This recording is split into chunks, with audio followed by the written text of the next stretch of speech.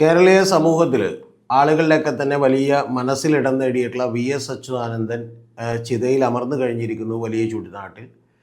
അപ്പോൾ അദ്ദേഹത്തിൻ്റെ ഓർമ്മകളാണ് ഇനി അവിടെ അവശേഷിക്കുന്നത്. പക്ഷെ അതിൻ്റെ പുറത്തും ഒരു വലിയ വിവാദം തുടങ്ങിയിരിക്കുകയാണ്. ആ വിവാദം വി.എസ്. അച്യുതാനന്ദൻ എന്ന് പറയുന്ന കമ്മ്യൂണിസ്റ്റ് നേതാവ് ഒരു മുസ്ലിം വിരുദ്ധനായിരുന്നു എന്നുള്ളതാണ് ചർച്ച.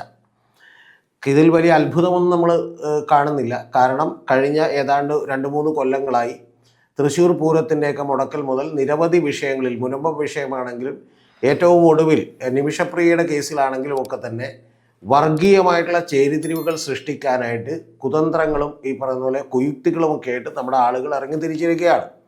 അതിൻ്റെ പ്രധാനപ്പെട്ട ഉദ്ദേശം എന്ന് പറഞ്ഞാൽ കേരളത്തിലെ ഇന്ത്യയിലൊക്കെ നിലനിൽക്കുന്ന മതേതര പാർട്ടികൾ, അല്ലെങ്കിൽ അവരൊരു പരിധിവരെ നമുക്ക് അങ്ങനെ വിളിക്കാമെങ്കിൽ ആ മതേതര പാർട്ടികളൊക്കെ ഇല്ലാതാക്കുകയും ന്യൂനപക്ഷ വർഗീയതയും തീവ്രപക്ഷ വലതുപക്ഷ അല്ലെങ്കിൽ ഭൂരിപക്ഷ വർഗീയതയും മാത്രം ഇവിടെ നിലനിൽക്കുകയും ചെയ്യുക എന്നുള്ള അജണ്ടയുമായിട്ട് കുത്തിത്തിരിപ്പുകാരൊക്കെ ഇറങ്ങിയിട്ടുണ്ട്.